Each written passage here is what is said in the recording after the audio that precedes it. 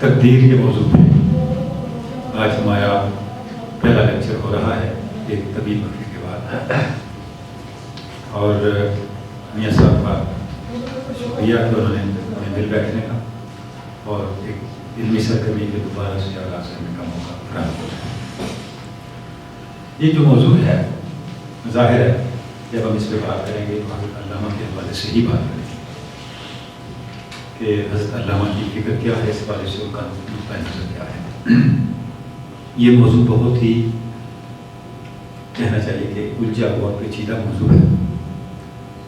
جب سے انسان نے غور و فکر شروع کیا تو ہم کہہ سکتے ہیں کہ اس وقت سے ہی اس موضوع پہ انسان سوچتا چلا آیا ہے اور اس کی مختلف ڈائمینشن پہ سوچتا چلا آیا ہے کہ تقدیر کیا ہے اور انسان کی زندگی کے ساتھ اس کا کیا تعلق ہے، اور اس کے پھر تعلق کی کئی جہتیں ہیں جن کو مختلف حوالوں سے موضوع بحث، موضوع تحقیق اور موضوع غور و فکر بنایا جاتا رہا ہے۔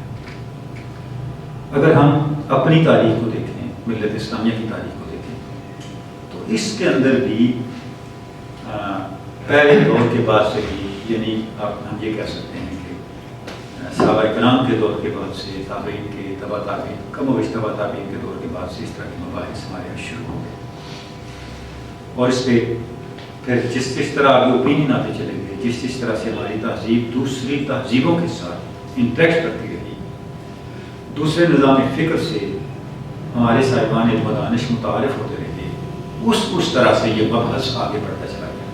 پھر اس میں کئی اسکول آف تھاٹ پیدا ہوتے چلے گئے جو نہ صرف ایک دوسرے سے مختلف بلکہ بعض اوقات متضاد نقطۂ نظر کے حامل بھی تھے۔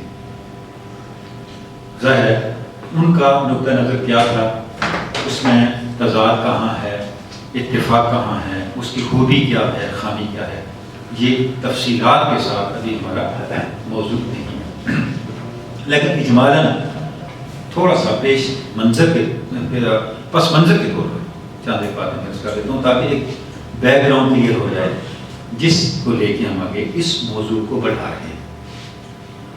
ہماری روایت میں تقدیر کا معاملہ قضاء و قدر کے تحت زیر بحث آتا ہے کہ قضاء و قدر کیا ہے۔ قضاء کا مطلب ہے فیصلہ کرنا اور قدر کا مطلب ہے اندازہ لگانا۔ اب ان دونوں الفاظ کے اندر ہم دیکھتے ہیں کہ یہ ساری بحث جو ہے وہ مرتکز رہی ہے، جس سے پھر آگے چل کے ہمارے بہت سے اسکول آف تھاٹ بنے، نظام عقائد بنے، اور پھر اس کے اندر اختلاف در اختلاف جو ہے وہ وقت کے ساتھ ساتھ پیدا ہوتے رہے۔ اب قضاء کیا ہے اور قدر کیا ہے، اس پہ تھوڑا سا میں اجمالاً عرض کر دیتا ہوں کہ قضاء سے مراد یہ لیا جاتا ہے کہ موجودات کائنات کے بارے میں ازل سے لے کے ابد تک جو فیصلہ ہے ارادہ الہیہ کا، وہ قضاء ہے، اور پھر آگے چل کے اللہ کا ارادہ ذاتی جو مختلف اشیاء کے تعلق سے مختلف اوقات میں ظاہر ہوتا رہتا ہے، وہ قدر ہے۔ یعنی قضاء کیا ہوا، یہ موجودات کائنات کے بارے میں اللہ کا ایک کلی حکم ہے جس کے تحت موجودات کائنات یا یہ کائنات وجود میں آ گئی، اور قدر جب یہ کائنات وجود میں آ گئی، اب اس کا جو نظام آگے چل رہا ہے، آگے بڑھ رہا ہے، وہ کس طرح سے ظہور پذیر ہو رہا ہے مختلف اوقات کے اندر، مختلف مراحل کے اندر، اس کو قدر کہیں گے۔ گویا قضاء اللہ کا حکم کلی اور ازلی ہے، اور قدر جو ہے اس حکم کی جزئیات ہے۔ اچھا، اب اس کے اوپر پھر جیسے میں نے عرض کیا بہت سی اوپینینز ہیں، بہت سے اختلافات ہیں۔ اس کے بعد ہم دیکھتے ہیں کہ آگے گویا جو قضاء ہے وہ اس کائنات کے بارے میں ایک کلی، عام اور ابدی حکم ہے، اور قدر جو ہے اس کے ماتحت جزئیات اور اس کلی حکم کے متعلقات ہیں، یعنی اس کلی حکم کے بارے میں جو بتدریج چیزیں سامنے آ رہی ہیں، فیصلے ہو رہے ہیں وہ قدر کہلائے گا۔ پھر اس کی ایک اور انٹرپریٹیشن بھی کی گئی، وہ یہ ہے کہ قدر کا مطلب اندازہ کرنا ہے اور قضا کا مطلب اس کیے ہوئے اندازے کو قطعی طور پہ نافذ کرنا ہے۔ یعنی اگر آپ تھوڑا سا غور کریں تو اب یہ انٹرپریٹیشن پہلی انٹرپریٹیشن سے تھوڑی سی مختلف ہوگی، یہاں ترتیب بدل گئی۔ یعنی قدر جو ہے وہ اس کائنات کے بارے میں ایک اندازہ ہے اور قضا اس اندازے کا نفاذ ہے۔ یعنی قدر پہلے ہے اور پھر بتدریج اس کا نفاذ ہوتا رہتا ہے۔ اب اس کے اندر ظاہر ہے فرق کو متعین کرنے کے حوالے سے بہت سی انڈرسٹینڈنگز ہیں، بہت سی اوپینین ہیں۔ ایک حدیث پاک ہے ہمیں ملتی ہے کہ آپ صلی اللہ علیہ وسلم ایک پہاڑ کے پاس سے گزر رہے تھے تو ایسے لگا کہ اس پہاڑ کے کچھ پتھر گرنے کو ہیں تو آپ جلدی سے اس کے پاس سے گزر گئے۔ تو کسی نے آپ سے پوچھا تو پھر من قضاء اللہ ہے، کیا آپ اللہ کی قضاء سے فرار کر رہے ہیں؟ فرمایا افر من قضاء اللہ الی قدر اللہ، میں اللہ کی قضاء سے اللہ کی قدر کی طرف بڑھ رہا ہوں۔ یعنی اب آپ دیکھیں کہ قضاء اور قدر کے اندر یہاں ایک فرق بھی اس حدیث کی جب ہم تفصیل پہ غور کرتے ہیں تو وہ ہمارے سامنے کھلتا ہے۔ اچھا آگے چل کے جب یہ تھوڑی سی بات آگے بڑھتی ہے تو ہم دیکھتے ہیں کہ اس کا تعلق خیر و شر کے ساتھ، یعنی یہ بات اہم کیوں ہے ہماری روایت کے اندر اور ہماری جو ایک نقطۂ نظر ڈیولپ ہوتا ہے اپنی قومی وجود کے حوالے سے، اپنے نظام فکر کے حوالے سے، اپنے نظام قائد کے حوالے سے، اس کا سبب یہ ہے کہ قضاء و قدر کی بحث ڈائریکٹ متعلق بنتی ہے ہمارے خیر و شر کے تصور کے ساتھ اور ہماری زندگی کے نفع و نقصان کے تصور کے ساتھ۔ جب ان تصورات کے ساتھ تقدیر کا مبحث جڑتا ہے تو پھر یہ ہم سب کے لیے اہمیت کا اور دلچسپی کا جو ہے وہ موضوع بن جاتا ہے۔ اور اچھا جب ہم قرآن مجید کو دیکھتے ہیں یا یہ بھی اس تھوڑے سے جو میں نے پس منظر عرض کیا ہے قضاء و قدر کا معنی کیا ہے اور اس کے اوپر تھوڑا سا اجماع، اس کے اوپر اختلافات ہو گیا ہے کہ جب بھی ہمارے ہاں اس کے اوپر کوئی اوپینین بلڈ اپ کیا گیا، کوئی رائے قائم کی گئی ہمارے اہل علم کی طرف سے، تو ظاہر اس کے لیے استدلال قرآن مجید سے اور حدیث پاک سے ہی اخذ کیا گیا۔ لیکن کیا قرآن مجید سے اور حدیث پاک سے جو استدلال اخذ کیا گیا جس کی بنیاد پہ تقدیر کے حوالے سے اور قضاء و قدر کے حوالے سے ایک نقطہ نظر مرتب ہوا، تشکیل پایا، کیا وہ حتمی ہے، فائنل ہے؟ ظاہر ہے اس پہ گفتگو ہو سکتی ہے اور اس کے بارے میں ہم کوئی حتمی رائے نہیں دے سکتے۔ قرآن مجید کی آیات کو جب ہم دیکھتے ہیں تو وہاں پہ ہمیں قضاء و قدر کا مفہوم اور اس کا مضمون ملتا ہے۔ ایک آیت مبارکہ میں آپ کے سامنے رکھتا ہوں، اشعار ربانی ہے، وَإِن مِّن شَيْءٍ إِلَّا عِندَنَا خَزَائِنُهُ وَمَا نُنَزِّلُهُ إِلَّا بِقَدْرٍ مَّعْلُومٍ۔ کائنات کی ہر چیز کا خزانہ ہمارے پاس ہے، لیکن ہم ان خزانوں میں سے وَمَا نُنَزِّلُهُ اتارتے جتنا ہیں وہ ایک قدر معلوم کے مطابق ہوتا ہے۔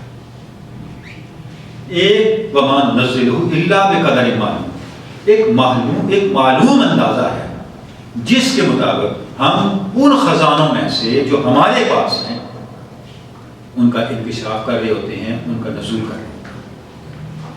اب اگر آپ دیکھیں تو یہاں پہ تین باتیں قابل غور ہیں اس آیت مبارکہ میں۔ پہلی بات یہ ہے کہ ہر چیز کا خزانہ اللہ کے پاس ہے، گویا یہ قضا ہے، یعنی ہر چیز کے بارے میں حکم کلی اسی کی طرف سے ہے، اسی کے دائرے اختیار ہے۔ اس کے بعد کس وقت کتنا ظہور ہونا ہے، کس وقت کتنا کسی چیز کا اظہار یا نزول ہونا ہے، اس کا تعلق ایک اندازے کے ساتھ ہے، اور وہ اندازہ کیا ہے؟ وہ اندازہ معلوم ہے، یا معلوم سے کیا مراد ہے؟ علم الہی کے مطابق ہے۔ گویا اس آیت مبارکہ کے اندر قضاء و قدر کا سارا معاملہ آ کے کنٹین ہو جاتا ہے علم الہی کے اندر۔ اب علم الہی کا تصور جو ہے وہ گویا تقدیر کے معاملے کو کھولنے کے لیے ایک کلیدی حیثیت رکھتا ہے۔ اب ہم اس تھوڑے سے پس منظر کے ساتھ علامہ کی طرف بڑھتے ہیں کیونکہ ہمارا بنیادی موضوع یہ ہے کہ تقدیر کے معاملے کو حضرت علامہ نے کس طرح سمجھا، کس طرح بیان کیا اور کس طرح سے آگے بڑھایا اپنی شاعری کے اندر اور اپنی نثر کے اندر۔ ایک جو بڑا بنیادی نقطہ ہے جس کی طرف علامہ کی اس سارے مبحث کو باقاعدہ بیان کرنے سے پہلے جس کی طرف اشارہ کرنا ضروری ہے وہ یہ ہے کہ علامہ کا جو تصور ہے وہ بنیادی طور پہ انسانی اختیار کے اسباب کا تصور ہے، اور علامہ یہ کہتے ہیں کہ ہمارے ہاں جو تصور تقدیر رائج ہو گیا ہے یہ بنیادی طور پہ مسخ شدہ تصور ہے اس تقدیر کے تصور کا جو قرآن مجید کے اندر ہے، جو قرآن مجید نے بیان کیا ہے، یہ اس کی مسخ شدہ صورت ہے۔ اور اب اس کی اصل صورت کیا ہے؟ اس کو جس طرح سے علامہ نے بیان کیا ہے ذرا وہ ایک بکھرے ہوا مضمون ہے جو علامہ کی اردو شاعری میں بھی ہے، علامہ کی فارسی شاعری میں بھی ہے اور علامہ کی نثری تحریر میں بھی ہے، لیکن جب آپ اس سارے کو اکٹھا کرتے ہیں اس سے جو تصویر بنتی ہے وہ ایک حیات انگیز تصویر بنتی ہے۔ شاید اس لیے علامہ نے کہا ہے کہ کشتی شکست کشتی ادراک مرشدان کو ہم خوشا کسے کہ بدریا سفینہ ساخت مرا، کہ مجھ سے پہلے جتنے صاحبان علم و دانش تھے ان کے ادراک کی کشتی ٹوٹ گئی۔ وہ بڑا مبارک شخص ہے جس نے زندگی کے دریا میں آگے بڑھنے کے لیے اب میری فکر کو اپنی کشتی بنایا ہے۔ مطلب یہ ہے کہ اس وقت ہم جس طرح کے مسائل کا سامنا کر رہے ہیں، جس طرح کی صورتحال سے دوچار ہیں اور جس طرح کا طرز فکر اور طرز عمل ہمیں درکار ہے وہ ہمیں علامہ کی فکر جو ہے وہ فراہم کرتی ہے، اور علامہ نے ہمارے تمام روایتی تصورات کو اسی طرح ریوزٹ کیا ہے اور ریوزٹ کر کے ان کو اس طرح بیان کیا ہے کہ ان کے اندر سے ہمیں ایک حیات افروزی کا پہلو جو ہے وہ ہمارے سامنے آئے۔ تو جیسے اگر آپ دیکھیں جو پیر و مرید کا مکالمہ ہے بارے جبریل کے اندر، اس کا جو آخری سوال ہے جہاں انہوں نے مولانا روم سے سوالات کیے ہیں، پھر اس کے جوابات دیے ہیں مولانا روم سے، تو جو آخری سوال ہے اس کا جواب چیز جو مولانا سے لیتے ہیں جب وہ حدیث جبر و قدر اور اس طرح کے معاملے کے والے سے مولانا سے پوچھتے ہیں تو مولانا جو جواب دیتے ہیں وہ یہ ہے کہ کار روشنی و گرمی است کار دونا ہیلا و بشرمی است۔ یہ مکالمہ اس شعر پہ آپ ختم ہو جاتا ہے کہ جو مرد ہیں ان کا طرز عمل کیا ہے، ان کا اسلوب کیا ہے، روشنی و گرمی است، وہ عمل سے امکانات پیدا کرتے ہیں، تاریکی کو روشنی میں بدلنے کی جدوجہد کرتے ہیں، اور جو کم ہمت ہیں وہ ہر بات کے لیے کوئی نہ کوئی ہیلا تراشتے رہتے ہیں، بہانہ تراشتے رہتے ہیں۔ تو یہ جو اسلوب ہے ایک حضرت علامہ کا، وہ ہمیں وہ کشتی فراہم کرتا ہے جس کے بارے میں علامہ یہ کہہ رہے ہیں کہ خوشا کسی بدریا سفینہ ساتھ مرا۔ تو جب ہم اب علامہ کے اس تصور کو سمجھنے کی طرف آتے ہیں تو پہلی بات یہ ہے، جیسے میں نے عرض کیا، علامہ یہ فرماتے ہیں کہ جو روایتی تصور ہے تقدیر کا وہ مسخ شدہ تصور ہے، اور there is no place in this conception of destiny for the doctrine of fatalism as preached by some Muslim scholastic theologians whose interpretation of the verses of the Quran for this purpose is more often a palpable misinterpretation۔ یعنی علامہ کہہ رہے ہیں کہ تقدیر کا وہ تصور جس سے ایک تقدیر اور ایک قسمت پرستی کا تصور سامنے آتا ہے، ہم دیکھتے ہیں کہ اس کی قرآن مجید کے دیے ہوئے تصور تقدیر کے اندر کوئی جگہ نہیں، بلکہ ان آیات کو مس انٹرپریٹ کیا گیا ہے، ان کی غلط تعبیر کی گئی، ان کی تعبیر درست نہیں کی گئی، جو تعبیر ہونی چاہیے تھی وہ تعبیر یہاں پہ نہیں کی گئی۔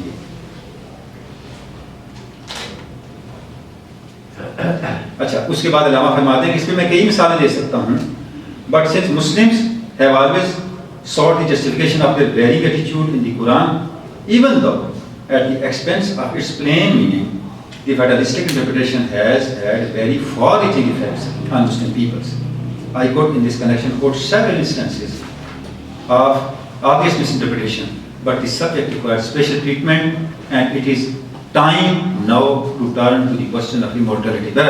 علامہ یہ فرماتے ہیں کہ یہ ہمارا اسلوب رہا ہے کہ ہم جس بھی نقطہ نظر کی طرف بڑھے ہیں ہم نے اس کی دلیل قرآن مجید سے لی ہے، لیکن تقدیر کے معاملے میں ہم نے قرآن مجید کی آیات کو جس طرح انٹرپریٹ کیا ہے وہ درست نہیں ہوا، اور اس سے جو اصل تصور تھا وہ تصور مسخ ہوا ہے۔ اب یہ مسخ ہوا کیوں ہے؟ علامہ کے نزدیک اس کی 3 وجوہات ہیں، جن کی وجہ سے جو تصور حقیقی تصور تقدیر تھا جو قرآن مجید سے ہم نے اخذ کرنا تھا وہ وقت گزرنے کے ساتھ ساتھ مسخ ہو گیا۔ وہ 3 تصورات، وہ 3 ریزنز کیا ہیں، اس کی طرف بھی علامہ نے ریکنسٹرکشن میں اشارہ کیا ہے۔ علامہ فرماتے ہیں it is sufficient here to indicate that the kind of federalism which the European critics of Islam sum up in the word qismat was due partly, number 1, to philosophical thought, number 2, partly to political expediency, number 3, partly to the gradual diminishing force of life impulse which Islam originally imparted to its followers. علامہ فرماتے ہیں کہ یہ تقدیر کا تصور 3 وجہ سے مسخ ہو گیا۔ ایک تو جو فلسفیانہ رجحانات ہمارے یہاں پیدا ہوئے، دوسرا اس کے سیاسی اسباب تھے، اور تیسرا کیا تھا کہ جو صدر اسلام کی ایک طاقت تھی، اسلام کی عمل کی طاقت، وہ وقت کے ساتھ ساتھ وہ طاقت کمزور ہوتی چلی گئی۔ اس طاقت کے اندر وہ تازگی نہیں رہی جو شروع میں اسلام نے اپنے فالوورز کو دی تھی۔ اب جب اس طرح کے اسباب پیدا ہو گئے تو ان کا جواز بھی، اس بدلے ہوئے منظرنامے کا جواز بھی لوگوں نے قرآن مجید سے بھی تلاش کرنا شروع کیا، اور اس کا نتیجہ یہ نکلا کہ جو انٹرپریٹیشن کی گئی وہ مسخ کر گئی ہمارے بنیادی تصورات کو۔ آگے پھر اس کو مزید پڑھاتے فرماتے ہیں thus arose in spite of open protest by Muslim behind a morally degrading federalism and the constitutional theory known as the accomplished fact in order to support vested interests. This is not all surprising. In our times, philosophers have furnished a kind of intellectual justification for the finality of the present capitalistic structure of society. اب یہ جو ایک اجتماعی مزاج ہوتا ہے کسی قوم کا، اس کو بھی علامہ بطور مثال کے یہاں بیان فرما رہے ہیں۔ علامہ فرماتے ہیں کہ گریجولی اس طرح کیا ہوا کہ ہم نے اس کو ایک سیاسی نظریے کے طور پہ بھی قبول کر لیا کہ جو چیز بھی ہو رہی ہے، جو معاملہ بھی چل رہا ہے، جو حالات بھی درپیش آ رہے ہیں، یہ ایک مشیت خداوند کے تحت ہو رہے ہیں اور ایسا ہی ہونا چاہیے اور یہ درست ہو رہا ہے، اور ہم نے اس کو ایک فائنل شکل میں قبول کر لیا۔ اور اس حالانکہ بہت سے ہمارے بڑے جو دینی لوگ تھے وہ اس کے خلاف بھی تھے، جیسے واقعہ کربلا ہم سمجھتے ہیں، ہمارے سامنے اس کی مثال موجود ہے کہ جب حضرت حسن بصری جیسی شخصیات کے سامنے یہ کہا گیا کہ یہ تو اللہ کو اس طرح منظور تھا، تو انہوں نے اس کی مذمت کی، انہوں نے اس نقطہ نظر کو قبول نہیں فرمایا، قبول نہیں کیا۔ اور پھر اچھا علامہ آج کے دور سے اس کی مثال دیتے ہیں کہ اب اس کی مثال موجود ہے، جس طرح مغرب نے جو ان کا سرمایہ دارانہ نظام ہے اس کو ایک آخری آپشن کے طور پہ قبول کر لیا ہے اور اس کو ایک آخری آپشن ڈکلیئر کر دیا ہے، گویا وہ اس کو یہ بھی ایک طرح کا جبر ہے جس کو وہ انسانیت پہ یا دنیا پہ مسلط کر رہے ہیں۔ اور ہم دیکھتے ہیں کہ آج تو اور زیادہ طور پہ وہ چیزیں سامنے آ رہی ہیں، جیسے فرانسس فوکویاما کو آپ کہتے ہیں جس نے یہ کہا ہے کہ جو انسانیت کا عروج تھا وہ جہاں پہ مکمل ہو گیا، کہ اس نے کہ انسانیت نے سرمایہ دارانہ نظام کو بطور معیشت کے اور جدید ڈیموکریسی کو بطور سیاسی نظام کے اور سائنسیت کو بطور علمی نظام کے قبول کر لیا ہے، اچیو کر لیا، حاصل کر لیا ہے۔ اب اس کے بعد مزید کسی ارتقاء کی گنجائش باقی نہیں ہے، یعنی یہ last man of the history ہے جس نے اس ارتقاء کی منزل کو حاصل کیا ہے۔ تو گویا کہ یہ جو ایک رجحان ہے، گویا جس کو ہم یہ کہہ سکتے ہیں ایک ایپٹیچیوڈ ہے کسی قوم کا اجتماعی، جہاں پہ آ کے وہ کسی نقطۂ نظر کو ایک حتمی شکل دے دیتے ہیں کسی خاص مفاد کے تحت۔ تو علامہ فرما رہے ہیں اگر مسلم تاریخ میں ایسا ہوا تو آج کی تاریخ میں بھی ہمارے سامنے اس کی مثال موجود ہے کہ ان 3 رجحانات کے تحت یعنی خاص فلسفیانہ رجحانات کے تحت، خاص سیاسی مقاصد کے تحت اور قوت عمل کے مزمحل ہونے کے تحت ایک خاص تصور تقدیر جو تھا وہ بتدریج ہم نے اڈاپٹ کر لیا، اور اس کے لیے دلائل بھی ہم نے قرآن مجید سے فراہم کرنے شروع کر دیا۔ تو دو باتیں ہوگی، پہلی بات یہ کہ جس تصور تقدیر کو ہم لے کے چل رہے ہیں، جس میں ایک جبریت کا پہلو غالب ہے، یہ مسخ شدہ تصور تقدیر ہے جس کو ہم حقیقی قرآنی تصور تقدیر نہیں کہہ سکتے۔ اور یہ مسخ ہوا کیوں؟ یہ ان تین اسباب کے باعث مسخ ہوا۔ اب جب قرآن مجید کے تصور تقدیر میں علامہ آتے ہیں تو علامہ فرماتے ہیں کہ ہم دیکھتے ہیں کہ جن لوگوں نے مغرب کا جو مغرب کے جن لوگوں نے ہمارے تصور تقدیر کو اسلام کا تصور تقدیر کہہ کے عام کیا، اسلام کا تصور تقدیر کہہ کے اس کو ایکسیپٹ کیا، جو دلائل انہوں نے دیے وہ دلائل بھی براہ راست قرآن مجید سے نہیں دیے، بلکہ جو عام ادبی مثالیں تھیں، عام روایات تھیں، ان میں سے مثالیں اٹھا کے انہوں نے اس کا استدلال فراہم کیا۔ جس طرح یہ علامہ فرماتے ہیں every thing has a time کل امر مرہون باوقاتہا، عربی زبان کی ضرب المثل ہے، یعنی اسپینیول جیسے لوگوں نے اس طرح کی کوٹیشنز کو اٹھا کے اسلام کے تصور تقدیر کو اسٹیبلش کرنے کے لیے بیان کر دیا کہ یہ ہے مسلمانوں کا تصور تقدیر۔ تو علامہ فرماتے ہیں یہ تو قرآن مجید کی بنیادی آیات بھی نہ تھی، قرآن مجید کا موقف بھی نہ تھا۔ تو ہم یہ کہہ سکتے ہیں کہ نہ صرف یہ کہ ہمارے ہاں یہ تصور تقدیر مسخ ہوا، بلکہ جن لوگوں نے باہر کے لوگوں نے اس کو سمجھنے کی کوشش کی، انہوں نے براہ راست قرآن مجید سے رجوع نہیں کیا، براہ راست قرآن مجید سے اس کو سمجھنے کی کوشش نہیں کی۔ اب قرآن مجید کے تصور تقدیر کی طرف جب علامہ آتے ہیں تو اس میں پھر تین بنیادی چیزیں علامہ بیان کر رہے ہیں۔ پہلی بات یہ ہے، علامہ یہ کہتے ہیں کہ قرآن مجید کے مطابق انسان جو ہے خدا کی منتخب مخلوق ہے، ایک چوزن جو ہے وہ کریشن ہے جو بقیہ مخلوقات سے بالکل مختلف ہے۔ یہاں جو آیا مبارکہ علامہ لے کے آتے ہیں ثم اجتباہ ربہ فتاب علیہ وہدی، یعنی اللہ رب العزت نے جتنی بھی مخلوق پیدا کی ہے اس میں سے انسان کو چنا ہے کسی خاص مقصد کے لیے، اور پھر اسے ہدایت سے سرفراز کیا ہے، اسے پھر ہدایت سے نوازا ہے۔ پہلی بات یہ۔ دوسرا جو پہلو ہے وہ یہ ہے کہ انسان کو اللہ رب العزت نے زمین پر اپنا خلیفہ بنایا ہے۔ وَإِذْ قَالَ رَبُّكَ إِنِّي جَاعِلٌ فِي الْأَرْضِ خَلِيفَةً، جو ہے مبارکہ علامہ لے کے آتے ہیں قَالُوا أَتَجْعَلُ فِيهَا مَن يُفْسِدُ فِيهَا وَيُسْفِكُ الدِّمَاءَ وَنَحْنُ نُسَبِّحُ بِحَمْدِكَ وَنُقَدِّسُ لَكَ قَالَ إِنِّي أَعْلَمُ وَأَنْتُمْ لَا تَعْلَمُونَ، کہ اللہ رب العزت نے ملائکہ سے فرمایا کہ میں زمین پر ایک خلیفہ بنانے والا ہوں، اور ملائکہ نے اس پہ اس ہونے والے خلیفے کے نقائص کو بیان کرنا شروع کر دیا کہ جب یہ زمین پہ جائے گا تو یہ اس طرح کے کام کرے گا، خون بہائے گا، خون ریزیاں کرے گا، فساد پھیلائے گا۔ اللہ رب العزت نے ارشاد فرمایا کہ میں جو جانتا ہوں وہ تم نہیں جانتے۔ یعنی علامہ یہ فرما رہے کہ باوجود تمام تر نقائص کے، باوجود تمام تر خرابیوں کے جو انسان کے اندر ہیں، اللہ رب العزت نے انسان کو خلافت کے منصب سے سرفراز فرمایا ہے، خلافت کا منصب عطا کیا ہے۔ اور تیسری جو بات علامہ فرماتے ہیں وہ یہ ہے کہ انسان کو اللہ رب العزت نے ایک آزاد شخصیت کی امانت دے کے بھیجا ہے۔ اِنَّا عَرَضْنَا الْأَمَانَةَ عَلَى السَّمَاوَاتِ وَالْأَرْضِ وَالْجِبَالِ فَأَبَيْنَ أَن يَحْمِلْنَهَا وَأَشْفَقْنَ مِنْهَا وَحَمَلَهَا الْإِنسَانُ إِنَّهُ كَانَ ظَلُومًا جَهُولًا۔ اس امانت کو ہم نے آسمان اور زمین پر پیش کیا، لیکن انہوں نے اس امانت کو اٹھانے سے انکار کر دیا، حتیٰ کہ انسان اس امانت کو اٹھا لیا۔ إِنَّهُ كَانَ ظَلُومًا جَهُولًا، کہ اس نے اس امانت کو اٹھاتے ہوئے نہ ہی تو کوئی خوف محسوس کیا اور نہ ہی کسی تحفظ کو اپنے پیش نظر رکھا، یعنی ہر طرح کی خوف اور ہر طرح کے تحفظات سے بالا تر ہو کر انسان نے اس امانت کو اٹھا لیا۔ تو علامہ یہ کہتے ہیں کہ یہ جو تین تصورات ہیں، ان تین تصورات کو ایک بنیادی کلیدی حیثیت حاصل ہے علامہ جو قرآن مجید کا دیا تصور تقدیر ہے اس کے حوالے سے۔ اس کے بعد جو آیا مبارکہ علامہ لے کے آتے ہیں وہ ہے الذی خلق فسوی والذی قدر فہدی، کہ اللہ رب العزت نے انسان کو پیدا فرمایا، اس کو تسویے سے نوازا، فسوی، اس کو ہر طرح سے ایک اعتدال عطا کیا، اور پھر اس کا اندازہ مقرر کیا، اور پھر اس کو ہدایت سے نوازا۔ یعنی 3 فیزز ہیں، تخلیق ہے، تقدیر ہے اور اس کے بعد پھر ہدایت ہے.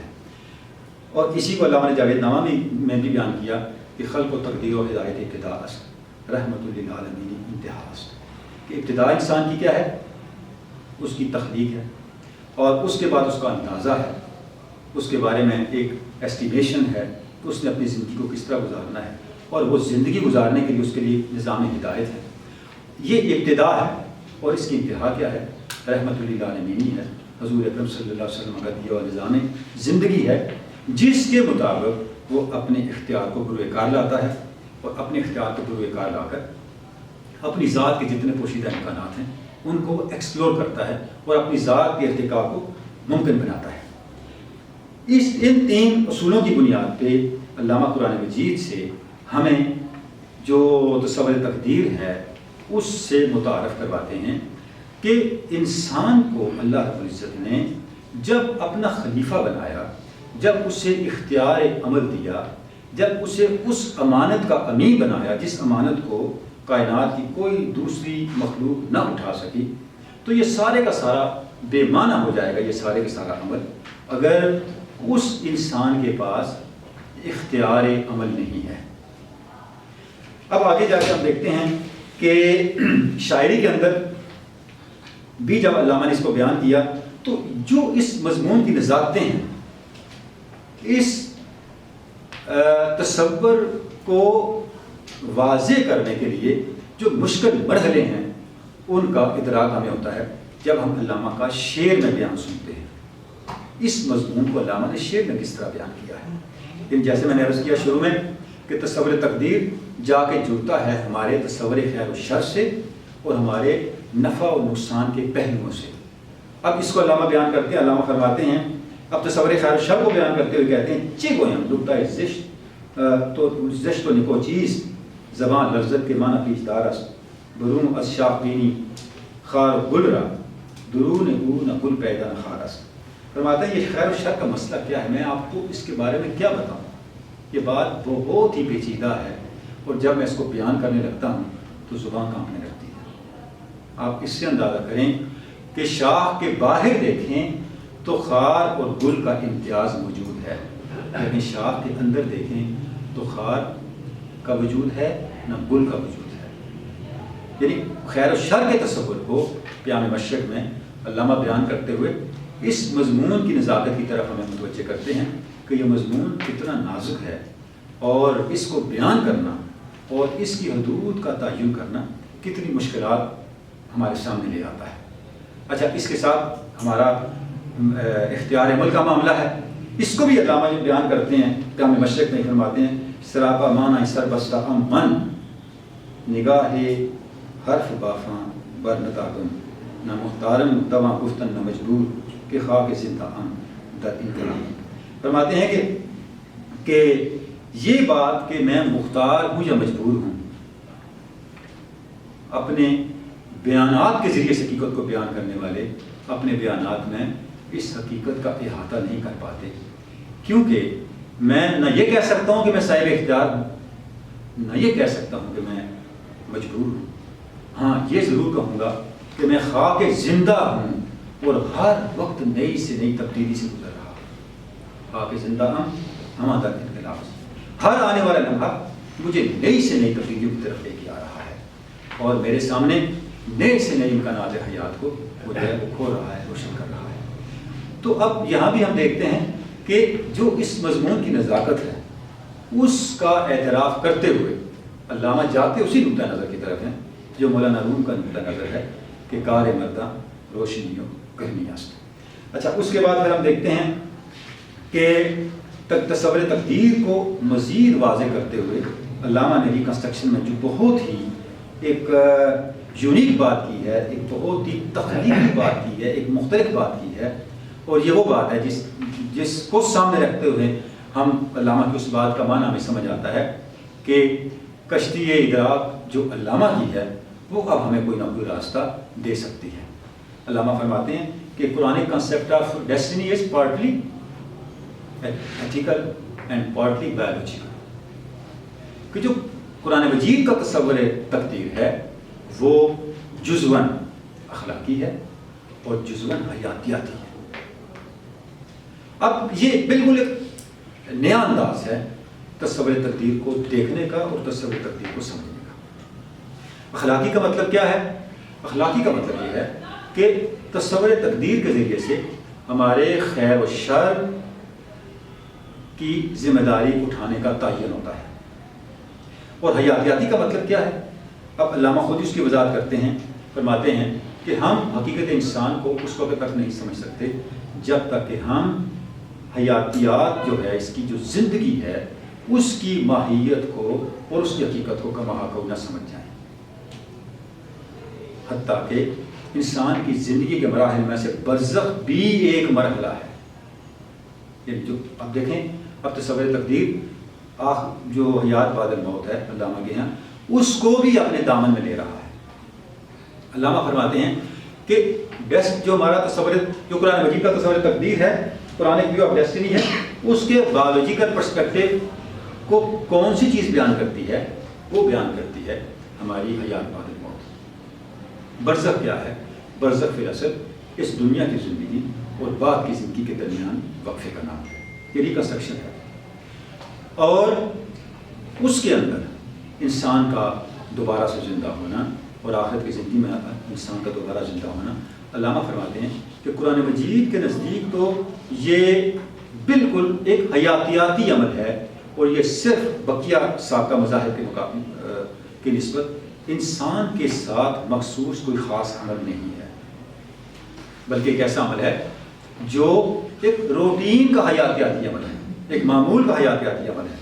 اچھا، اب اس کی تائید کے علامہ قرآن مجید سے لے کے آتے ہیں، اور ایک آیت مبارکہ یہ علامہ نے کوٹ کی، علامہ فرماتے ہیں وَمَا مِن دَابَّةٍ فِي الْأَرْضِ وَلَا طَائِرٍ يَطِيرُ بِجَنَاحَيْهِ إِلَّا أُمَمٌ أَمْثَالُكُمْ مَا فَرَّطْنَا فِي الْكِتَابِ مِن شَيْءٍ ثُمَّ إِلَىٰ رَبِّهِمْ يُحْشَرُونَ۔ فرماتے ہیں کہ دنیا میں زمین پر چلنے والا کوئی جانور اور اڑنے والا کوئی پرندہ ایسا نہیں ہے مگر إِلَّا أُمَمٌ أَمْثَالُكُمْ، وہ تمہارے ہی جیسے کچھ طبقات ہیں۔ اور اللہ نے اپنی کتاب میں کوئی چیز نہیں چھوڑی جس کا ذکر نہ کر دیا ہو، آپ سب نے اللہ کے حضور پیش ہونا ہے۔ ثم إِلَىٰ رَبِّكُمْ يُحْشَرُونَ، یعنی سب لوگ جو ہیں، جتنی بھی مخلوقات ہیں، ان سب نے اللہ کے حضور پیش ہونا ہے، جمع ہونا، اکٹھا ہونا ہے۔ اس آیت مبارکہ کی بنیاد پر علامہ یہ کہتے ہیں کہ حیات بعد الموت ایک بنیادی خاصہ ہے جس کا ظہور انسان کی زندگی کے مختلف مراحل کے طور پہ ہو رہا ہے۔ جس طرح ہم اس زندگی میں ہیں، اس طرح اس سے بعد والی زندگی میں نہیں ہے۔ لہذا ہم نے اپنی پوری حیات کو سامنے رکھ کے اپنا جو تصور ہے اس کو طے کرنا ہے، اس کو انڈرسٹینڈ کرنا ہے، اس کو سمجھنا ہے۔ جب ایسا ہے تو اس کا ایک لازمی نتیجہ ہے کہ ہمارے پاس وہ آپشن ہونا چاہیے عمل کا، کوئی ایسا راستہ ہونا چاہیے عمل کا جس میں ہم اپنی کلی مورل ریسپانسبلٹی سے عہدہ برا ہو سکیں، سرخرو ہو سکیں، اور جو زندگی کی پوری رو ہے اس میں بقا کی کوئی سبیل پا سکیں اور فنا سے نکل سکیں۔ کیونکہ اگر ایسا نہ ہو کہ ہم پہ عائد جو اخلاقی ذمہ داریاں ہیں، ان ذمہ داریوں سے عہدہ برا ہونے کی کوئی استعداد نہ دی گئی ہو، اور ایسا نہ ہو کہ ہمیں کائنات کی بقیہ جو مخلوقات ہیں جو زندگی سے آ رہی ہیں، ان سے ہٹ کے اپنی اس حیات رواں کو حیات ابدی میں بدلنے کا کوئی موقع میسر نہ ہو، کوئی اپرچونٹی میسر نہ ہو جسے ہم استعمال کر سکتے ہیں، تو پھر ہم میں اور بقیہ جو اس کائنات کی مخلوق ہے اس میں کوئی امتیاز باقی نہیں رہتا۔ یعنی جو قرآن مجید کے تصور تقدیر کا اخلاقی پہلو ہے اور اس کا جو حیاتیاتی پہلو ہے، وہ لازماً ہم اس طرح متوجہ کرتا ہے کہ ہماری ذات کے اندر اختیار عمل کا کوئی نہ کوئی پہلو اور کوئی نہ کوئی گنجائش ضرور ہونی چاہیے۔ اب آگے چل کے علامہ فرماتے ہیں کہ it is the lot of man to share in a deeper aspirations of the universe around him and to shape his own destiny as well as that of the universe۔ اب وہی بات ہے جس طرح ہم ابھی اشارہ کر رہے تھے کہ یہ انسان کا مقدر یہ ہے کہ وہ کائنات کے مقاصد میں شامل ہو، کائنات کے مقاصد کا حصہ بن سکے، اپنے ماحول کو اور خود اپنی ذات کو بھی جس طرح وہ چاہتا ہے اس کے خط و خال کو اس طرح سے طے کر سکے. اور اس کا نتیجہ کیا ہوگا؟ اس کا نتیجہ یہ ہوگا and in this process of progressive change God becomes a coworker with him provided man takes initiative. فرماتے ہیں کہ اگر انسان اس پروگریسو چینج ہے یعنی ماحول کو حسب منشا بدلنے کی اور اپنی ذات کو ارتقاء پذیر کرنے کی پروگریسو چینج ہے، اگر انسان اس پہ چل پڑے، اس پہ انیشیٹو لے لے تو کیا ہوتا ہے؟ رضائے خداوند اس کی معیت و معمول بن جاتی ہے، اس کی تائید میں آ جاتی ہے. اور یہاں پر علامہ نے قرآن مجید کی آیت مبارکہ کوٹ کی ہے ان اللہ لا یغیر ما بقوم حتی یغیروا ما بانفسہم. اللہ رب العزت کسی قوم کے احوال کو اس وقت تک نہیں بدلتا جب تک ان کے اندر تبدیلی کا مادہ پیدا نہ ہو، تبدیلی کی خواہش پیدا نہ ہو، تبدیلی کا انیشیٹو ان کے اندر سے نہ شروع ہو. اس وقت تک اللہ رب العزت جو ہے وہ کسی قوم کے احوال کو تبدیل نہیں فرماتا.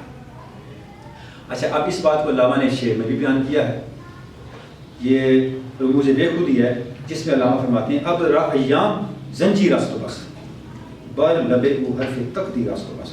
فرماتے ہیں جو غلام ہے یعنی جس کی فکر آزاد نہیں ہے، جس حقیقی سوچ میسر نہیں ہے، اس کے لیے دن اور رات کا نظام ایک زنجیر ہے جس نے اسے قید کر کے رکھا ہوا ہے، اور اس کی زبان پہ ہر لفظ تقدیر کا، ہر وقت تقدیر کا لفظ رہتا ہے، مجبوری کا لفظ رہتا ہے.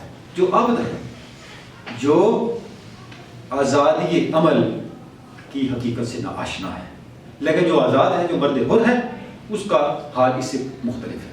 اس کا حال کیا ہے؟ علامہ فرماتے ہیں ہمت حر با قضا گردد مشیر حادثہ از دست او صورت پذیر. اب یہ وہی والی بات ہے، کو ورکر والی بات کہ جو آزاد ہے اس کا جو تقدیر کے ساتھ اس کی رائے مل جاتی ہے. با قضا گردد مشیر یعنی اس کا جو اس کی جو کاوشیں ہیں، اس کا جو ارادہ ہے وہ تقدیر کا ہوتا ہے، اور اس کے ہاتھ سے جو معاملات ہیں، جو واقعات ہیں، دنیا کے حادثات ہیں، وہ اس کی منشا کے مطابق ظہور پذیر ہو رہے ہوتے ہیں. اس کے بعد فرماتے رفتہ و آئندہ در موجود ہو دیر ہا آسود اندر زود ہو. اور رفتہ اور آئندہ جو ہیں وہ سارے کے سارے جو ہیں اور جلد بدیر یعنی یہ دنیا کے حالات ہیں، ان حالات میں اس کا رول ہوتا ہے، اس کا کردار ہوتا ہے. نقطہ یہ گئے وہ حضور اندر دلست رمز ایام و مرور اندر دلست کہ حقیقت یہ ہے کہ غیب و حضور اور شب و روز کی جو حقیقت ہے، اس حقیقت کے انکشاف کا محل انسان کا باطن ہے. اب جو علامہ نے یہاں غیب و حضور کی بات کی، جو شب و روز کی بات کی، زمان کی بات کی، وقت کی بات کی، ظاہر ہے یہ تقدیر کے ساتھ جڑا ہوا معاملہ ہے. تقدیر کا ظہور جب ہوگا وہ زمان کے اندر ہی ہوگا. گویا حقیقت زمان اور حقیقت تقدیر جو ہیں یہ ایک ہی حقیقت کے دو رخ ہیں، دو پہلو ہیں. جیسے ریکنسٹرکشن میں بھی علامہ نے ایک جگہ فرمایا کہ جو تقدیر ہے یہ آرگینک ریپرزنٹیشن ہے ٹائم کی، یعنی یہ وقت اپنے آپ کو ایک آرگینک ہول کے طور پہ اس کا ظہور ہوتا ہے، تو اس ظہور کو ہم تقدیر کہتے ہیں، وہ تقدیر کا عنوان پاتا ہے. تو یہاں بھی علامہ وہی بات فرما رہے ہیں کہ جو زمان کی حقیقت ہے، وقت کی حقیقت ہے، وہ منکشف ہوتی ہے ہمارے باطن کی گہرائیوں میں، ہمارے من کی دنیا میں، اور ہمارے باطن کی گہرائیوں سے، ہمارے من کی دنیا سے جو ایک اصل کلیت ہے، اگر وہ جنم لے لے، اگر ہم اس سے آشنا ہو جائیں تو اس کا نتیجہ کیا نکلتا ہے کہ پھر جو شب و روز کی زنجیری کا جبر ہے، زنجیر کا جبر ہے، یہ جبر جو ہے وہ ہمیں آزاد کر دیتا ہے، ہم اس جبر سے نکل جاتے ہیں، اور اس کے بجائے ہم ایک آزادی عمل پہ آ جاتے ہیں جہاں پہ ہم حالات و واقعات اور حوادث کی صورت پذیری میں ایک رول پلے کرنے میں، ایک کردار ادا کرنے کے قابل ہو جاتے ہیں. اچھا، اس کے بعد پھر علامہ ریکنسٹرکشن میں جب ہم دیکھتے ہیں تو وہاں پر جو ایک پرسپیکٹو موجود ہے کہ تقدیر کس کو کہتے ہیں، کہ پہلے سے کچھ چیزیں موجود ہیں جن چیزوں کو پانے کے لیے ہم ان کی طرف بڑھ رہے ہیں. علامہ فرماتے ہیں ایسی بات نہیں ہے، بلکہ جس طرف ہم بڑھ رہے ہیں یہ وہ مقاصد ہیں جن مقاصد کو ہم خود مرتب کر رہے ہوتے ہیں، ہم ان مقاصد کو خود طے کر رہے ہوتے ہیں اپنے استعداد عمل کے ذریعے سے، اپنی استعداد فکر کے ذریعے سے۔ اب میں یہ اسٹیٹمنٹ پڑھنا چاہوں گا۔ علامہ فرماتے ہیں کہ mental life is teleological in the sense that while there is no far off distant goal towards which we are moving, there is a progressive formation of fresh ends, purposes and ideal scales of value as the process of life grows and expands۔ یعنی فرماتے ہیں کہ یہ نہیں ہے کہ ہم پہلے سے طے شدہ منزلوں کی طرف بڑھ رہے ہیں، نہیں، بلکہ جو ہماری ایک پروگریسو موومنٹ ہے ہمارے عمل کی، وہ نئی سے نئی منزلوں کو ہمارے لیے تخلیق کرتی ہے، اور ان منزلوں کا تعین اس تناسب سے ہوتا ہے جس تناسب سے ہماری قوت عمل فعال ہو رہی ہے، یا ہماری قوت فکر جو ہے وہ فنکشن کر رہی ہوتی ہے، کام کر رہی ہوتی ہے۔ اب اس کے اندر جو اس سارے باس کو جب ہم دیکھتے ہیں تو جو 2-3 مشکلات اس کے اندر آتی ہیں، یعنی ایک روایتی تصور ہے جس کا تھوڑا سا اجمالی ذکر ہم نے کیا، اور جس کو علامہ نے اس بنیاد پہ مسترد کیا کہ تقدیر کا جو مسخ شدہ تصور ہے وہ کمپیٹیبل نہیں ہے اسلام کے مزاج کے ساتھ، قرآن مجید کے مزاج کے ساتھ، اور 3 اسباب سے وہ تصور with the passage of time مسخ ہو گیا۔ اور پھر علامہ نے انسانی خودی کی، انسانی ہستی کے 3 اوصاف کو قرآن مجید کی آیات کی روشنی میں بیان کر کے یہ بتایا کہ انسان کو اختیار عمل دیا جانا اور انسان کو اختیار عمل حاصل ہونا ناگزیر ہے تخلیق کی انسانیت کے اور انسان کے خلیفہ الہی ہونے کے مقاصد کی براری کے لیے۔ مسئلہ یہاں پہ آتا ہے کہ جس وقت ہم یہ دیکھتے ہیں کہ جو کچھ بھی ہم کر رہے ہیں، جو بھی ہماری زندگی کے معاملات ہیں، زندگی کے حالات ہیں، یہ علم الہی کے مطابق ہے، علم الہی میں ہے۔ جب یہ سب کچھ پہلے سے علم الہی کے اندر ہے تو ہم کیسے اس نقطہ نظر پہ آئیں کہ یہ سارے کا سارا پہلے سے طے شدہ نہیں ہے، بلکہ ہم اس سارے منظر نامے کو، مستقبل کے منظر نامے کو، مستقبل کے مقاصد کو اپنے عمل سے اور اپنی فکر کی قوت سے، اپنے عمل کی قوت سے تخلیق کر رہے ہیں، طے کر رہے ہیں۔ اس الجھن کو کیسے واقع کیا جائے؟ شروع میں قائم مبارکہ میں نے تلاوت کی تھی، ان من شیء الا عندنا خزائنہ وما ننزلہ الا بقدر معلوم، کہ کوئی چیز ایسی نہیں ہے جس کا خزانہ ہمارے پاس نہ ہو، لیکن ہم اس کا نزول ایک معلوم اندازے کے مطابق کرتے ہیں۔ اب معلوم کا تعلق کس کے ساتھ ہے؟ علم الہیہ کے ساتھ ہے۔ یہ معاملہ اس وقت حل ہو جاتا ہے جب ہم علم الہی کے تصور کو سمجھ لیتے ہیں۔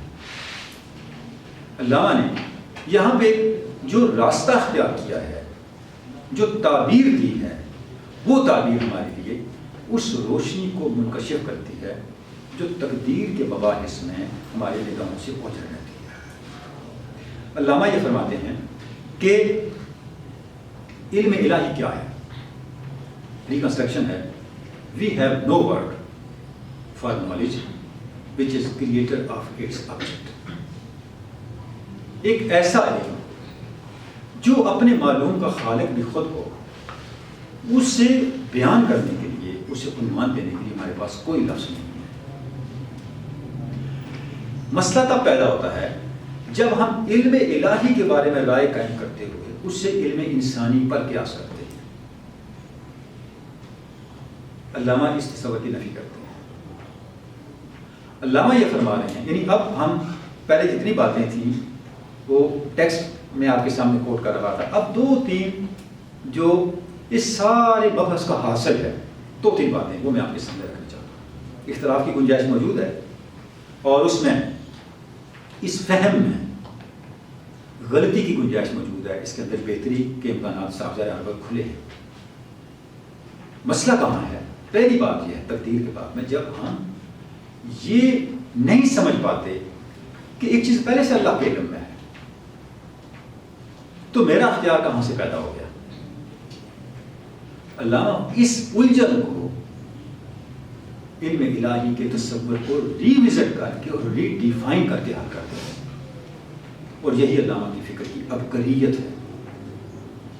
یعنی وہ جو امام غزالی نے کہا تھا کہ ارادہ اللہ کا مطلق ہے، اس نے ہمیں عمل کا ارادہ عطا کیا ہے، لیکن ہمارا ارادہ عمل اور ہماری ذاتی عمل اللہ کے ارادے کے مطلق ہونے اور ہمارے ارادے پہ غالب ہونے کی نفی نہیں کرتا۔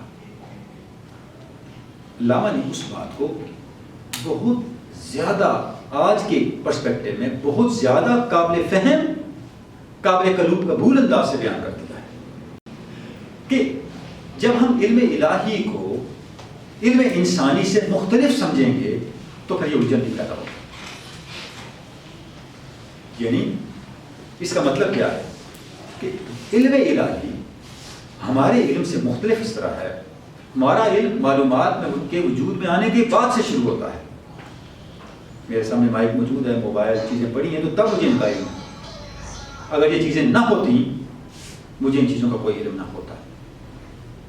علم الہی نہ صرف ان چیزوں کا علم رکھتا ہے بلکہ وہ ان اشیاء کو تخلیق کرتا ہے۔ لہذا میں جب کسی کے بارے میں پہلے سے یہ طے کرتا ہوں کہ اس نے یہ کرنا ہے، تو میرا کسی کے بارے میں یہ پہلے سے طے کرنا اس کے لیے مستقبل کے عمل کی جبریت کا جواز بنتا ہے۔ لیکن علم الہی کا میرے عمل کے سر انجام دیے جانے سے پہلے میرے عمل کو جان لینا میرے لیے جبر کا جواز نہیں بن سکتا۔ سبب کیا ہے؟ سبب یہ ہے کہ میرے علم کی ماہیت اور اللہ کے علم کی ماہیت بالکل مختلف ہے۔ اب میں اس کو بہت سادہ مثال سے ایکسپلین کرنے کی کوشش کروں گا۔ ابھی ہم یہاں بیٹھے ہیں، لیکچر ہو رہا ہے، جب لیکچر ختم ہوگا تو ہم لوگ کو یہاں سے باہر جانا ہے۔ ایک دروازہ ادھر ہے، ایک دروازہ بائی دی یہاں ہے، دو دروازے اگر اس کمرے سے باہر نکلنے کے ہوں تو اب میرے پاس دو آپشن ہیں، یا میں ادھر سے نکلوں یا ادھر سے نکلوں۔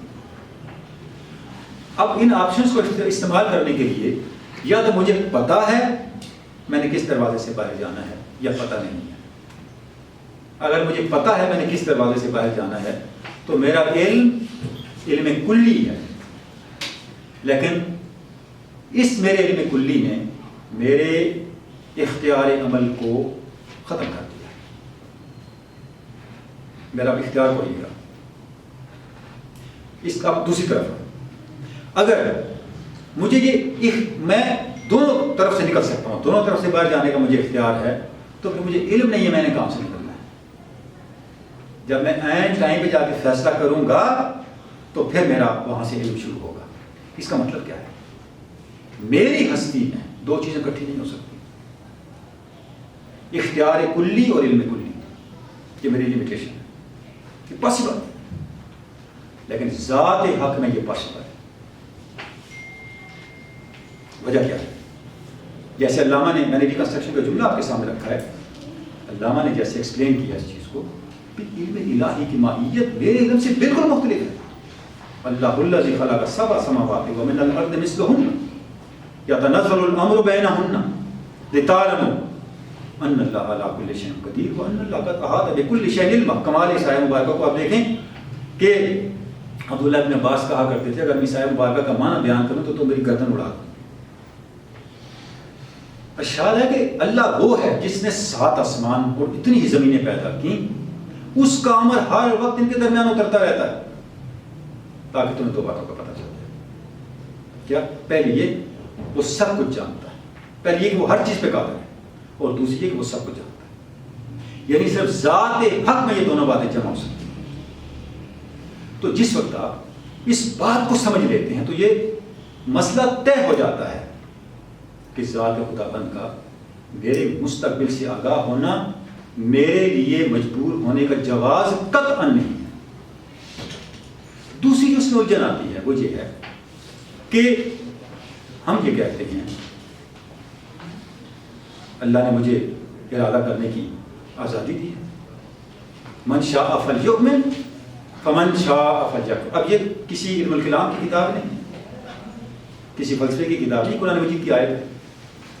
تم میں سے جو چاہے کفر کا راستہ اختیار کرے، جو چاہے ایمان کا راستہ اختیار کرے. ایک یہ ہے. اس کے ساتھ ایک اور ہے، وہ کیا ہے؟ وما تشاءون الا ان یشاء اللہ. بھئی آپ نے کیا چاہنا ہے؟ آپ نے وہی چاہنا ہے جو اللہ نے چاہنا ہے. اب یہاں کنفلکٹ پیدا ہو دو مشیتوں کے درمیان، مشیت الہی اور مشیت عبد. بندے کی مشیت اور اللہ کی مشیت کے درمیان ایک کنفلکٹ پیدا ہوا. اب یہ کنفلکٹ پیدا ہونے کا سبب بھی وہی ہے کہ ہم اللہ کی مشیت کو اپنی مشیت جیسا سمجھتے ہیں. ایسا نہیں. اب جب آپ تقدیر کے سوشل پرسپیکٹو پہ آتے ہیں، یعنی ہمیں ایک چیز سمجھنے کی ضرورت ہے کہ بہت سارے معاملات جو ہیں وہ انڈیویجول کیپیسٹی سے نکل کے کمیونٹی کی کیپیسٹی پہ چلے جاتے ہیں، اور ان کی تقدیر اور ان کی صورت پذیری کمیونٹی کی سطح پہ ہونا ناگزیر ہے، اس کے بغیر پاسبل نہیں. علامہ نے بڑی پیاری ایک بات لکھی ہے کہ یہ جو ہم خیرات کرتے ہیں اس کا مقصد کیا ہے؟ کیوں خیرات کرتے ہیں؟ علامہ فرماتے ہیں جب ایک صاحب حیثیت شخص ایک غیر صاحب حیثیت کو کچھ چیز ڈونیٹ کرتا ہے، دیتا ہے، تو وہ ایک محتاج کو نہیں دیتا. یعنی ایک مخیر شخص جب کسی ہیو ناٹ کو کچھ چیز گیو کرتا ہے، دیتا ہے، تو وہ محتاج کو نہیں دیتا، وہ غیر مخیر کو دیتا ہے. یعنی وہ اس شخص کو دیتا ہے جو خیرات نہیں کر سکتا. یہ ہے، علامہ فرماتے ہیں یہ ہے خیرات کی معیشت. یعنی آپ سوسائٹی کے اس فرد کو جو خیرات کرنے کی استعداد نہیں رکھتا، اس کو اٹھا کے خیرات کرنے کی استعداد پہ لا رہے ہوتے ہیں. کتنی ایسی آیات ہیں، کتنی ایسی احادیث ہیں جو اس تصور کو ہمارے سامنے واضح کرتی ہیں. لیکن ہوا یہ ہے، یعنی یہ ایک ایسا موضوع ہے، اس کی کتنی ڈائمینشن ہے جن پہ سوچ و بچار کرنے کی ضرورت ہے کہ ہم نے دروازے بند کر دیے، مکفر کر دیے، سوچ و بچار کے دروازے بند کر دیے. اور تقدیر کے اس جامد ایک چھوٹا لفظ ہے، متحجر لفظ تصور کو لے لیا. متحجر کہتے ہیں فوسلائز کو، اس تصور کو لے لیا ہے جس سے زندگی کی حرکت جو ہے وہ ایک ایسے ٹھہراؤ میں چلی گئی ہے کہ جو بنیادی فیضان تھا قرآن ہدایت کا وہ فعال نہیں رہا ہماری سوسائٹی کے اندر، ہماری زندگیوں کے اندر. یعنی یہ جو بہت سے ایسے آبجیکٹیوز ہیں ہماری زندگی کے اخلاقی اور حیاتیاتی جن کی تکمیل معاشرے کے دوسرے افراد کے ساتھ لنکڈ ہے، تقدیری طور پر لنکڈ ہے. اور جب تک وہ سارے کا سارا رول پلے نہیں ہوگا وہ پوری کی پوری صورت مکمل نہیں ہوگی. میں ایک آیت مبارکہ آپ کے سامنے پڑھتا ہوں. ربنا لا تجعلنا فتنة للقوم الظالمین. اے اللہ ہمیں ظالموں کے لیے آزمائش نہ بنا. ذرا آپ اس آیت مبارکہ پہ غور کریں. یہ آپ جب آپ یہ دعا کرتے ہیں، یہ دعا قرآن مجید کی دعا ہے. یہ آپ دعا کس لیے کرتے ہیں؟ اپنے لیے کرتے ہیں. لیکن جب آپ غور کریں گے اپنے لیے نہیں کرتے آپ دعا، یہ دعا آپ ظالموں کے لیے کرتے ہیں. کیسے کرتے ہیں ظالموں کے لیے دعا؟ آپ یہ کہہ رہے ہیں اے اللہ اگر میں کسی بندے کے لیے فتنہ بن گیا تو وہ مجھ پہ ظلم کرے گا نا. جب کوئی مجھ پہ خدا نہ خواستہ ظلم کرے گا تو میں اس کے لیے آزمائش بنوں گا. تو نتیجہ کیا نکلے گا؟ وہ کسی عذاب میں جائے گا. تو اے اللہ مجھے کسی ظالم کے لیے آزمائش ہی نہ بنا. یعنی آپ سوسائٹی کے ایک حصے کو ایک وائلیشن سے روکنے کی دعا کر رہے ہیں اور ظاہراً آپ اپنے لیے دعا کر رہے ہیں. یعنی اجتماعی سطح پہ کتنے ایسے معاملات ہیں جو اتنے انٹر لنکڈ ہیں. آپ سے میں ارشاد فرمایا اگر کوئی یہ چاہتا ہے، اب دیکھیں تقدیر ہے، اگر آپ میں سے کوئی یہ چاہتا ہے اس کی عمر بڑھ جائے، اس کے رزق میں اضافہ ہو، وہ یہ کام کرے، وہ صلہ رحمی کرے. صلہ رحمی کا مطلب کیا ہے؟ وہ جو سب سے قریب لوگ ہیں ان کے حقوق ادا کرنے شروع کر دیں. جتنا جتنا ان کے حقوق ادا کرتا چلا جائے گا اس کی زندگی میں راحتیں آتی چلی جائیں گی، اس کی زندگی میں برکت آتی چلی جائے گی. تو یہ جو دو اس کے اندر یعنی مشکلات ہیں، علم الہی اور انسانی علم کے کنفلکٹ کا معاملہ اور مشیت الہی اور مشیت جو بندہ ہے انسان کی مشیت انسانی ہے، اس کے درمیان جو کنفلکٹ کا معاملہ ہے، جب ہم اس معاملے کو ریزالو کرتے ہیں تو پھر بہت حد تک تقدیر کے مبحث میں جو الجھنیں ہیں وہ پھر ہونے لگتی ہیں، وہ ریزالو ہونے لگتی ہیں۔ اجتماعی سطح پر بھی اس کا کانسیپٹ ہے کہ اجتماعی سطح پہ جو ہماری تقدیر ہے وہ کن ضابطوں کے ساتھ کے تحت طے پائے گی، اس میں بھی بہت تفصیلات ہیں علامہ نے جو بیان کی ہیں۔ ایک وقت کم ہے، ایک چیز میں عرض کر دیتا ہوں، یہ اجتماعی بقا ملت کی اجتماعی تقدیر کو علامہ اس کے اجتماعی عمل کے ساتھ مشروط کرا دیتے ہیں، اور یہ قرآن مجید ہے۔ میں علامہ کی پہلے شعر پڑھتا ہوں۔ علامہ فرماتے ہیں کہ ذکر حق از ذکر ہر ذاکر جدا است، احتیاج روح مشام پورا بجا است۔ حق اگر از پیشما برداردش، پیش قوم دیگرے بگزاردش، ترسم از روزے کے محرومش کنند، آتش خود پر دل دیگر زند۔ فرماتے ہیں کہ جو ذکر حق ہے، اللہ کا پیغام قرآن مجید ہے، یہ اپنی بقا کے لیے کسی قوم کا محتاج نہیں۔ قوم اپنی بقا کے لیے اس کی محتاج ہے کہ وہ اپنے حق کو اس کے مطابق رکھے۔ مجھے اس دن سے خوف آتا ہے جب یہ ملت اپنی نااہلی کی وجہ سے اس نعمت سے محروم نہ ہو جائے اور یہ نعمت کسی اور اس قوم کو نہ عطا کر دی جائے جو اس کی اہل ہو۔ اب یہ سورہ محمد کی آخری آیت مبارکہ ہے، اگر آپ سنیں گے تو آپ کو لگے گا کہ اللہ نے اس کا ترجمہ کر دیا۔ ارشاد ربانی ہے، ان تتولوا یستبدل قوما غیرکم ثم لا یکونوا امثالکم۔ لوگ اگر تم نے میرے پیغام کو چھوڑ دیا، اگر تم اس راستے سے ہٹ گئے تو اللہ تمہاری جگہ پہ نئی قوم کو لے آئے اور تمہارے جیسے نہیں ہوں گے، وہ تم سے بہتر ہوں گے۔ قرآن مجید اس بات کو بھی کئی جگہ پہ بیان کیا ہے، لیکن اس آیت مبارکہ میں بہت واضح طور پہ ایک ضابطہ جو ہے وہ قرآن مجید نے ہمیں دے دیا ہے۔ اب آخری بات جس کو کر کے ہم اپنی بات کو ختم کرتے ہیں وہ یہ ہے کہ یہ جو اختیار عمل ہے، اپنی خودی کے امکانات کو دریافت کرنا ہے، ایکسپلور کرنا ہے، اس کا راستہ کیا ہے؟ یعنی علامہ نے جو کہا کہ ہمیں اللہ نے ان گنت امکانات دے کے بھیجا ہے، ان امکانات کو ہم تلاش کیسے کریں، ان تک پہنچیں کیسے کہ وہ ایک پوری فنکشنلٹی کے ساتھ ہماری زندگی میں ہمیں ان کی کار فرمائی نظر آ رہی، ہم ان امکانات کو اتنے زیادہ مسخر کر دیں کہ ہمارا ایک رول ہو کائنات کے اندر، اس کا راستہ کیا ہے؟ اب اچھا علامہ یہ فرماتے ہیں کہ انسان کی عظمت بھی اسی کے اندر ہے۔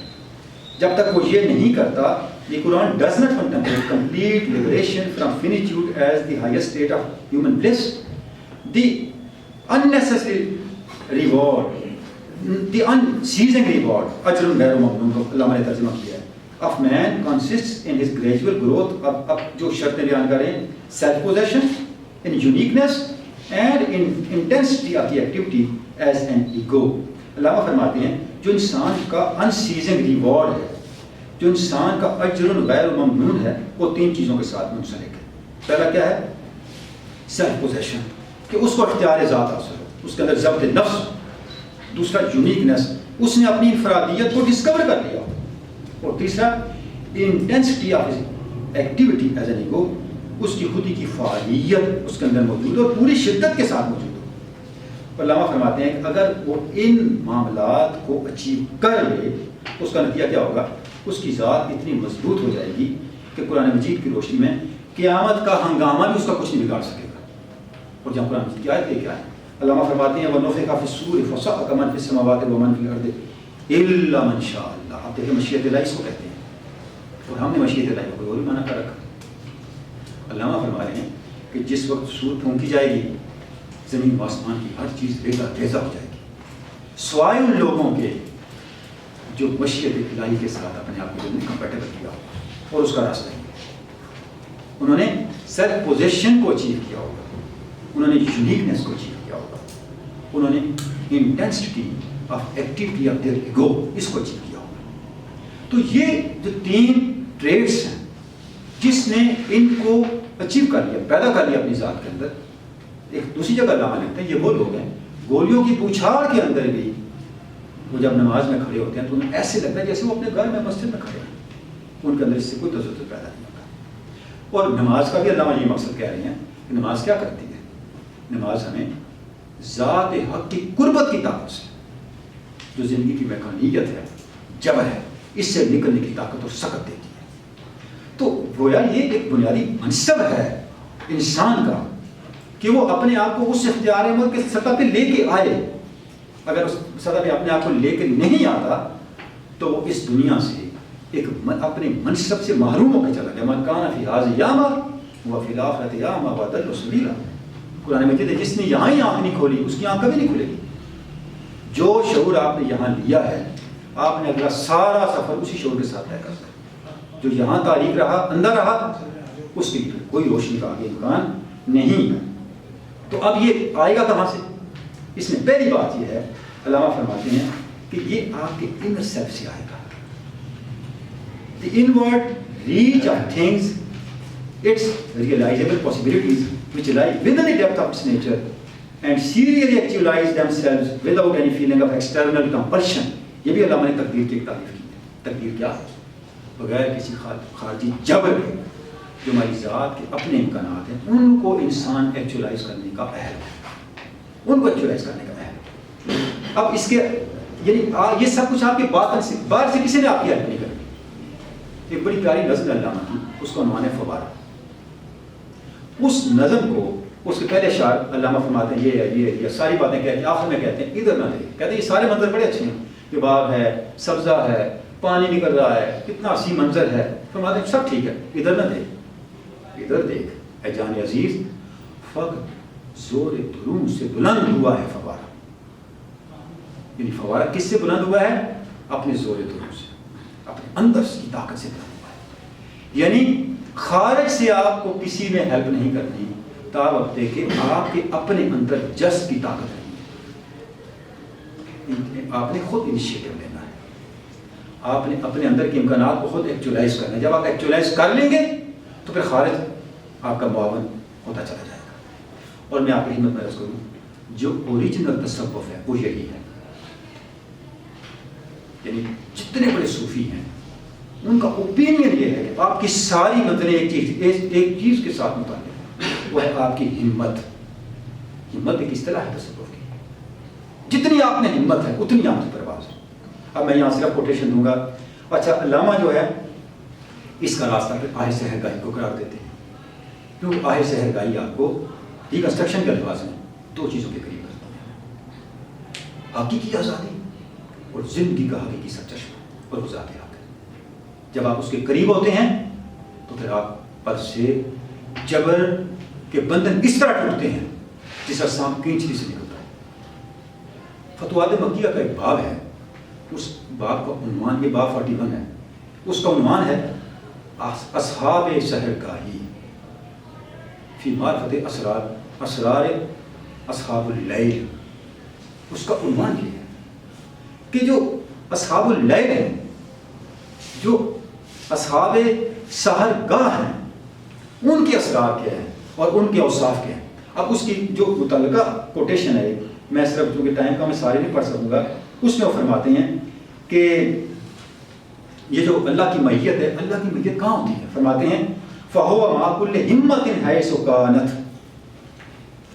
تم جہاں ہو، جتنی بلند تمہاری ہمت ہے، تمہیں اتنی ہی اللہ کی معیت حاصل ہے۔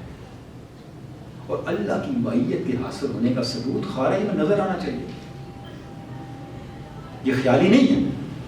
یعنی جس کو اللہ کی معیت حاصل ہے اسے ایک مختلف انسان ہونا چاہیے دنیا کے اندر ہر لحاظ سے، اور اس کا مختلف ہونا امیڈیٹلی کہاں سے شروع ہوتا ہے؟ اس کی موریلٹی سے اور اس کی ایتھکس سے اس کا اظہار شروع ہوتا ہے، اور اس کے بعد اس کے رول سے شروع ہوتا ہے، اس کا رول کتنا افیکٹو ہے ان مقاصد کی بڑھانے کے لیے۔ جتنا جتنا اس کا رول افیکٹو ہے، جتنا جتنا وہ مستحکم ہے اس رول کی ادائیگی میں، ایک مستحکم ذات کا ہوا ہے جس کی طرف علامہ پہلے اشارے کر چکے ہیں، اتنا ہی زیادہ وہ قرب خداوند کا حامل ہے۔ اور اس قرب کا انحصار کس پہ ہے؟ فقط آپ کی اپنی ہمت پہ ہے کہ آپ میں کتنی ہمت ہے اس قرب کو پانے کی۔ آگے نماز کا بھی ذکر علامہ نے کیا، اس کے فلسفے کی حکمت کو بڑی دیر سے تفصیل سے بیان کیا ہے. اور اسی تقدیر کے اسرار کو بیان کرتے ہوئے علامہ جو آخری ریفرنس میں دینا چاہوں گا وہ گلشن راز سے ہے. اور گلشن راز آپ جانتے ہیں کہ علامہ کی وہ کتاب ہے. اگر ہم یہ جاننا چاہیں کہ ریکنسٹرکشن کے مباحث کو پورے نظم کے ساتھ علامہ نے شاعری میں کہاں بیان کیا ہے تو پھر وہ علامہ کی کتاب گلشن راز ہمارے سامنے آتی ہے.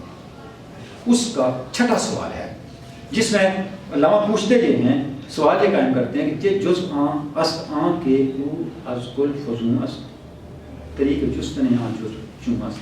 فرماتے ہیں وہ جز کیا ہے جو اپنی قدر و قیمت میں کل سے بھی بڑھ کے ہے. یعنی اس کائنات کا وہ کون سا حصہ ہے جو اس کائنات سے بھی زیادہ بڑھ کے ہے، اور اس جز کو پانے کا طریق کیا ہے، میں اس جز تک پہنچوں کیسے. اب علامہ اس کی وضاحت کرتے ہیں. فرماتے ہیں خودی زی اندازہ ہائے ما فضون است، خودی ازاں کل کے تو بینی فضول است. فرماتے ہیں کہ وہ کل انسانی خودی ہے اور یہ ہمارے اندازوں سے ماورا ہے. ہمارے اندازے اس کا احاطہ نہیں کر سکتے. جتنا تو نے اس کے بارے میں اندازہ کر رکھا ہے وہ سارے کا سارا اس کی حقیقت کو بیان نہیں کرتا. اس کے بعد فرماتے ہیں کہ بتقدیرش مقام حسب طول است نمود خیش و حفظ ای نمود است، کہ اس کی جو تقدیر ہے اس کے حسب بود کی بنیاد ہے اور اس کے ساتھ اس کا نمود ہے، اس کا حفظ ہے. چمی پرسی چے گون است و چے گون است کہ تقدیر از نہاد او بیرون است. فرماتے ہیں تو مجھ سے یہ پوچھتا ہے وہ کیا ہے کیا نہیں ہے، میں تجھے اتنا بتا دیتا ہوں یعنی خودی کیا ہے اور کیا نہیں ہے. میں تجھے اتنا بتا دیتا ہوں کہ خودی کی جو تقدیر ہے وہ اس کے اپنے اندر ہے. دیکھیں یہ وہی والی بات ہے جیسے ریکنسٹرکشن میں جو بات علامہ نے کی تھی، inward reach of things, inward reach of things. اب دیکھیں بالکل علامہ نے اس کا یہاں ترجمہ کر دیا. علامہ فرماتے ہیں کہ خودی کی تقدیر کیا ہے، اس کے اندر ہے، اس کے اپنے باطن میں ہے.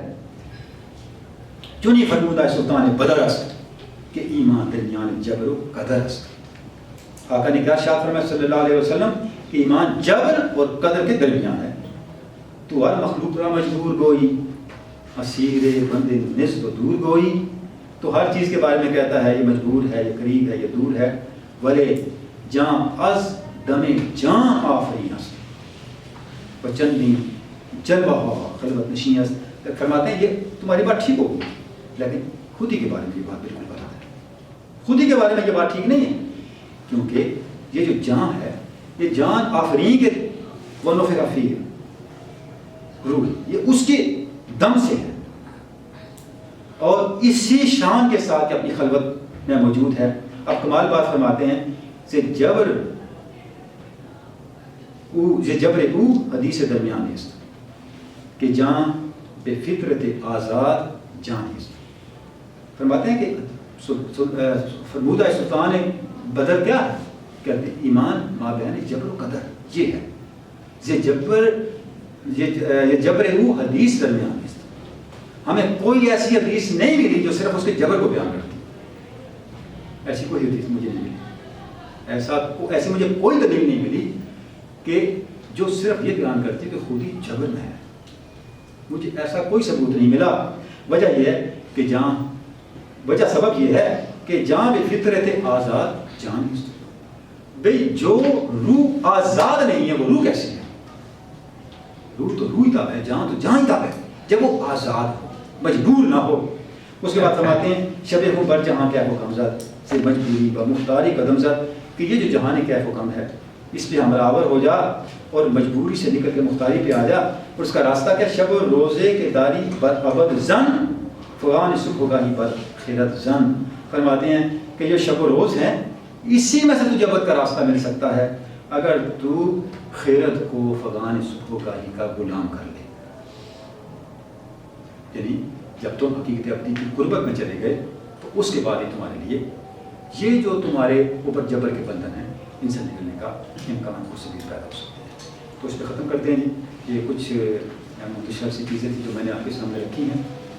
مقصد یہ تھا کہ ہم اس تصور کا تھوڑا سا ہلکا سا عکس دیکھ لیں اور اس کا ایک تھوڑا سا خاکہ ہمارے سامنے آ جائے کہ علامہ نے روایتی تصور تقدیر کی نفی کس بنیاد پہ کی اور تصور تقدیر کو کس طرح سے ایلیبوریٹ کیا، اس کے راستے کی جو رکاوٹیں تھیں ان کو کس طرح سے ریزالو کیا اور حقیقی قوت عمل تک پہنچنے کے لیے ہماری خود کی تربیت کا کیا راستہ، اس کی نشاندہی ہمارے سامنے کیا کی کہ ہم کیسے اس پہ کاربن ہو کے آگے بڑھ سکتے ہیں۔